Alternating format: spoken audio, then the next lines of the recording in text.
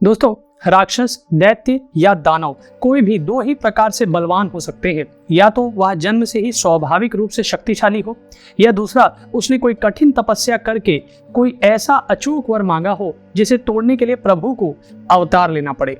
दूसरी बात, जिस प्रकार युग बीतने पर मनुष्य का बल, वीर्य, चेतना, आयु इत्यादि क्षीण होने लगते हैं, यही प्रभाव दैत्य, राक्षस और यहाँ तक कि प्रभु के अवतारों पर भी पड़ता है। चलिए इसी बेस पर समझते हैं कि क्यों हिरण्यकशिपु अपने भाई हिरण्याक्ष और रावण से भी ज्यादा ताकतवर था। नमस्कार दोस्तों, इस चैनल पर नए हैं तो इसे सब्सक्राइब जरूर करें। इस कथन का वर्णन कहाँ मिलता है उसकी चर्चा हम वीडियो के अंत में करेंगे।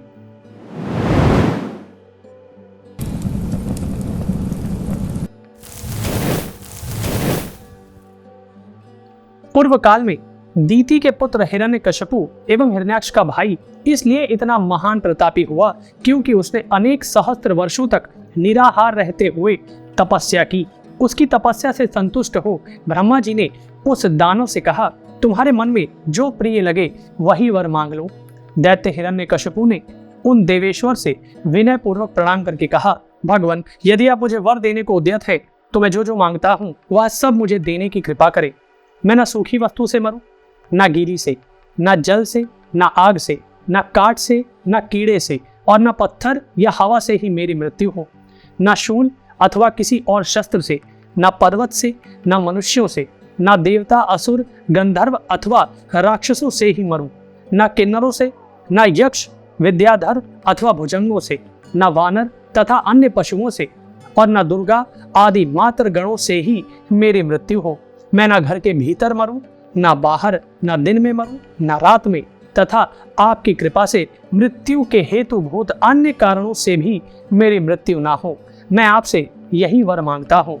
दैत्यराज हिरण्यकशिपु के यूं कहने पर ब्रह्मा जी ने उससे कहा, तुम्हारे महान तप से संतुष्ट होकर मैं इन परम अद्भुत वरों को दुर्लभ होने पर भी तुम्हें दे रहा हूँ। दूसरे किसी को मैंने ऐसा वर नहीं दिया है और न दूसरे ने ऐसी तपस्या ही की है। तुम्हारे मांगे हुए सभी वर मैंने तुम्हें दे दिए, वे सब तुम्हें प्राप्त हुए। अब जाओ और अपने तप के बढ़े हुए उत्कृष्ट फल को भोगो। इस प्रकार दैत्यराज हिरण्यकशिपु को अभिष्ट वर देकर ब्रह्मा जी अपने परम उत्तम लोक को चले गए। दोस्तों, यही उसका पहला कारण था कि वह अपने भाई हिरण्याक्ष और रावण से भी अधिक शक्तिशाली क्यों था। क्योंकि अगर इन दोनों के वरदानों को हिरण्यकशिपु से कंपेयर करें तो हिरण्यकशिपु का वरदान इन दोनों से ज्यादा अटूट था। चलिए अब जानते हैं उसने वरदान पाकर किया क्या। उस बलवान दैत्य ने भी वर पाकर बल से उन्मत्त हो श्रेष्ठ देवताओं को युद्ध में जीतकर उन्हें स्वर्ग से पृथ्वी पर गिरा दिया तथा वहां स्वयं स्वर्ग लोक में रहकर वहां का सर्वशक्ति संपन्न राज्य भोगने लगा। इंद्रादि देवता, रुद्रगण तथा ऋषिगण भी उसके भय से मनुष्य रूप धारण कर पृथ्वी पर विचरते थे।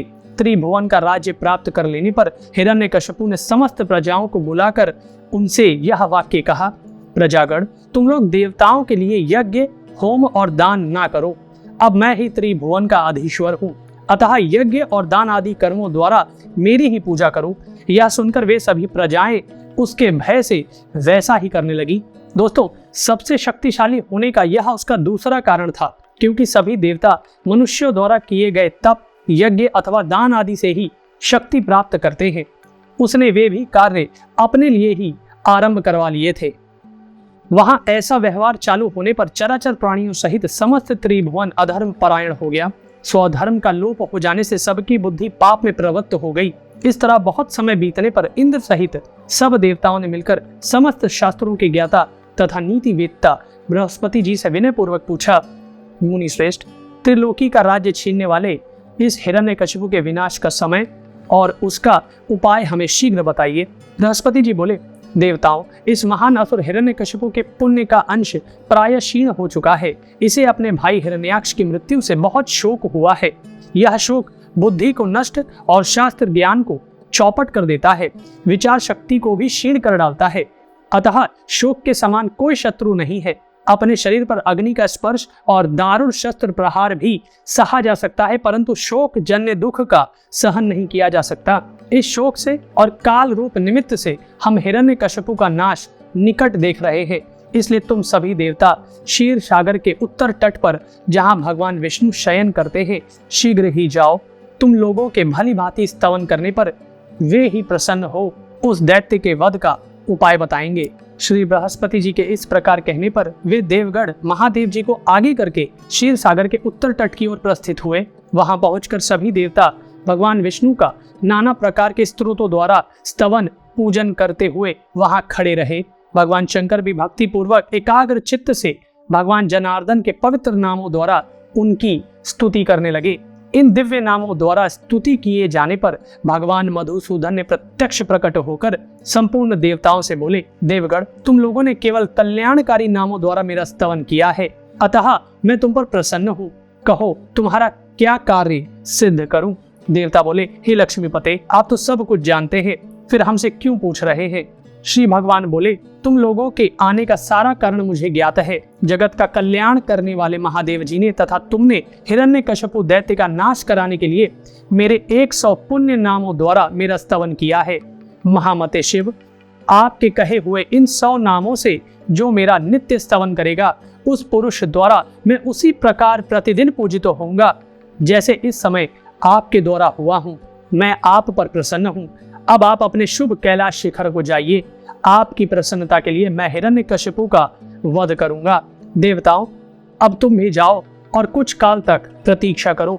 जब इस हिरण्यकश्यपु के प्रहलाद नामक बुद्धिमान विष्णु भक्त पुत्र होगा और जिस समय यह दैत्य प्रहलाद से द्रोह करेगा, उस समय वरों से रक्षित होकर देवताओं और दानवों से भी नहीं जीते जा सकने वाले इस असुर का मैं अवश्य वध कर डालूंगा।